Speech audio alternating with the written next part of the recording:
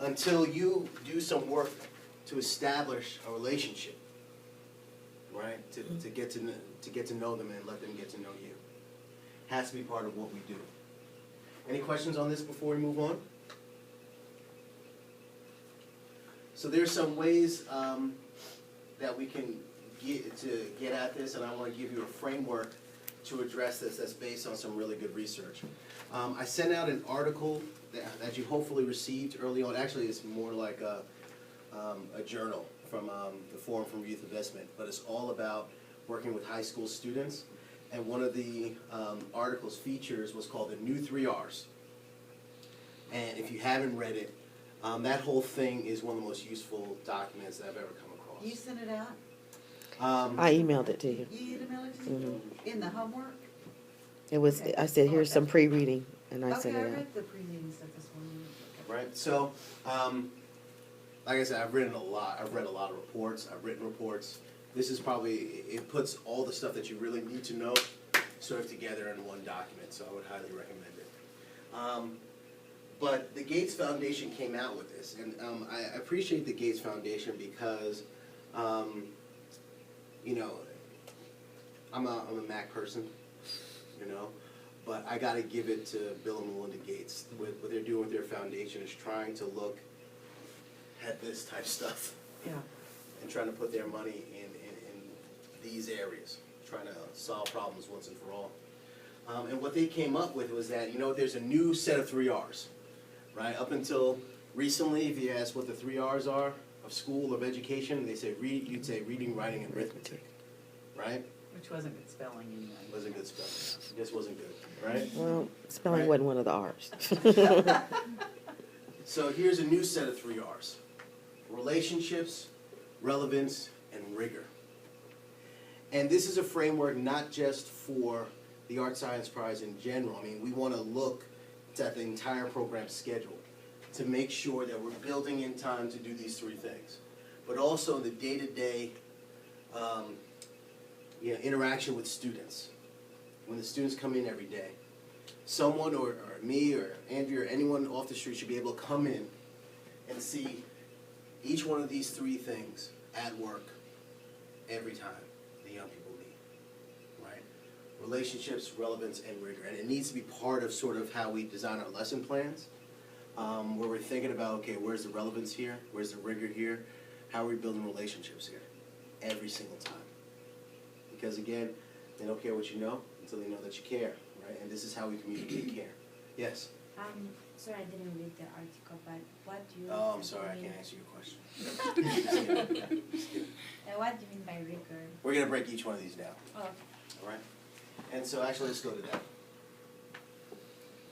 Now, relationships, we talked a little bit about this already. The thing about building relationships, and here's what I try to tell folks as much as possible in the world of education. Again, I'm a trainer and I train school districts and I've done a lot of that work. And the problem that is found in education is that we teach educators how to think within our discipline, right? And if I'm a math teacher and I have a child that's struggling with math, I just need to give them more math in order to help them.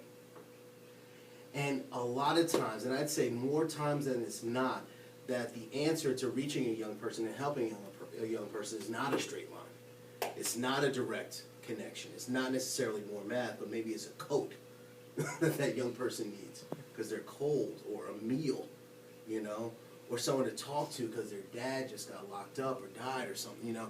That's what is necessary and what's needed. And so we don't know that stuff. We won't get at that stuff unless there's a relationship, right? Unless there's someone that is at our program, that is involved with our agency, that young person feels comfortable talking to, right?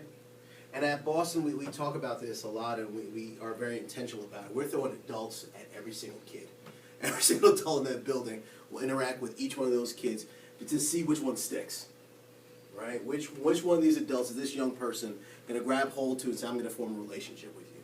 We want every young person to be known by someone in that building, right? Because that's how we reach them, that's how we connect with them, that's how we find out what they need and help them be successful. Does that make sense? All right, let's go to the next one. And if you need resources on how to do that, I have, so I'm collapsing a whole bunch of stuff, right? And there's work, there's thinking and things that you could read to figure out how do we form those relationships. What does that mean? It's not just how you talk, it's in your whole body language, how you look, how you smile, and all that stuff. So if you need resources on that, just let me know. Relevance, what do we mean by relevance? Youth voice. We're very fortunate to have a program that follows young people. So their voice is inherent in everything that we do, or should be inherent. Like I said, one of the ways that you kill this thing is to give students ideas, right? We want to help them develop their own ideas because we want everything to do to be inherently relevant. Choice. We want our young people to have a choice in what they do. They should be asked questions all the time, choice within choice. We should never have an activity that says, okay, this is the project, everyone make it look like this. We'd much rather say, here's a bunch of materials that we throw together, right? Here's sort of what the end product should be. Do whatever you want to do to get there. Just sort of like we did yesterday with the genetic modification activity, where we just put a bunch of materials on the table and just said, hey, this is where the finish line is. Get there any way that makes sense to you. Does that work? Yes? All right. And developmental appropriateness. If you look at the research about what students in this age group want, right? What do they want out of an experience like this? One of the number one answers that comes up time and time again is they want to learn new skills that they could use later.